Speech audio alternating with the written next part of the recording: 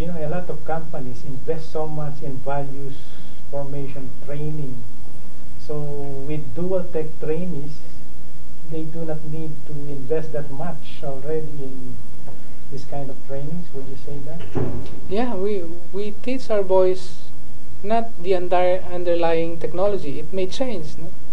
But we teach them work itself. And you cannot learn how to work if you do not work. So we provide the opportunity for the boys to work in the real environment.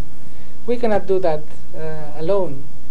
We have to realize that the real environment is in the places where they are going to work, in the factories, in the shop floor. Now, if the corporate program is simply a motivation program, it may take effect for a while, but it may become a fad. And that's why we have to invest in the attitude of responsibility among these trainees. Let them imbibe it as their own, to really own the values that they were taught and apply them. And that's why the continuing object of work is themselves, allowing them to work on themselves. That's why my favorite example to them is when we walk them through the machine shop or the bench work area. They will find a block of metal and they work on it, they file on it, and they may spend hours upon hours of trying to turn it into a product. So at the end, when they already have the product, they will say, "Sir, natapos ko na, ang ganda pala nito." I would tell them, hindi lang itong metal ang natapos, pati rin ikaw. If you only have sought the things that you have acquired, this metal was turned into a workpiece and you have acquired virtues. So how is that? By filing, even if you were tired, you filed and filed, you have acquired patience. By really being concerned about the measurement, you have acquired an attitude for accuracy, for precision. What happened? You have become a better person, because these qualities that you have acquired by working on the workpiece is yours, and it cannot be taken away from you. So if they continue to have that attitude, even if they go to the companies where they get assigned as on-the-job trainees, and even as workers, they will get excited every time they work, even if it's a monotonous thing, because unless they realize working is discovering oneself more and more each day, then there's no learning opportunity. So what we do is to make them realize to work is to learn all the time, and to learn is to also work. Cut lang tight. But to me, this kind of approach is very good, but key to this is the teacher, the faculty. So what can you say to assure these partner companies in hiring dual tech trainees? What can you say about the quality of your faculty or your teachers? Our teachers are also hands-on workers. All of them are, they do what they preach. So if the boys can last hours filing on work pieces, they can also do that. They have also the attitude of work, because if they do not have that, they will not be able to transmit that to the trainees. But at the same time, there's a zest for improving oneself. And that's why here we have consistently a continuing formation for our staff. We have allocated Saturday as our formation day. Every Saturday we have activities for continuing learning. And that's why we assure every week we improve. And also we avail of opportunities for training.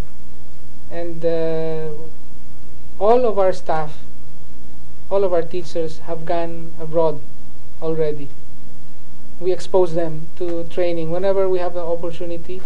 When a training program, for example, is offered to us, it is not us, not the managers availing of it. We have rotated the programs to everybody, and that's why right now, this year, we have made it.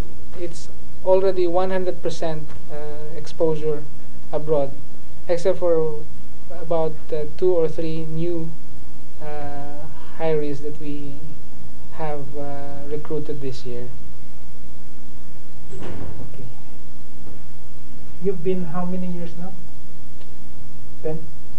Since 9 years now? Here in Canluba, so it's already we started in 1991, so 18. 18. So how have you sustained your operations? During the first years, we have to depend on donors, and we've gone through a phase where it was really difficult to survive, and that was the Asian financial crisis way back in 1997 to 1998. We could not have survived that phase. Some of our partners also closed down, so it's understandable if we have folded up at the time. But there were dedicated people who came in and helped us here, even using their own money to help sustain the operations. And then we've been able to put systems to apply business sense in the way we do things, and that's why eventually we broke even. And now we more than break even through the partnerships. So what sustains us now is the partners. So we have gone through the period where we depend on donors. Now we depend on partners. And eventually, our dream is that those who have graduated will dream for the school and bring it to the next level, so to speak. And what is the next level? How do you see? What is the direction of Dualtech in the future? As long as forming people, forming persons to be better is relevant, Dualtech will be relevant. We have already built a community. You just look at the number of graduates that we have, around 6,000, turning 7,000 this year. We look at them as a market, and perhaps our programs will also address their needs. At the same time, we look at our partners, and if we continue to contribute to society, we will partner with them, and the programs that we will create will depend on the need that they have. So we dream according to the dreams that our graduates would have, our partners would have.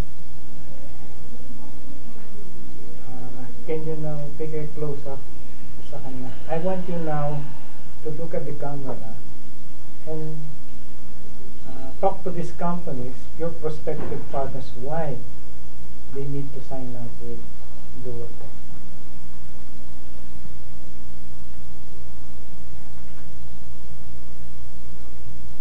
Okay.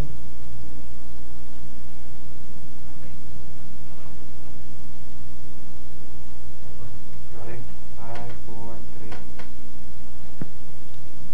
We have been engaging partners over the past 25 years that Dualtech is in existence, and we have always thought about the trainees that we have been training. I know that you treasure the fact that you are not only in business for the sake of profit, but also investing in people. And precisely they are the best capital that a company has. We are in that business, and we want to be in that business with you together.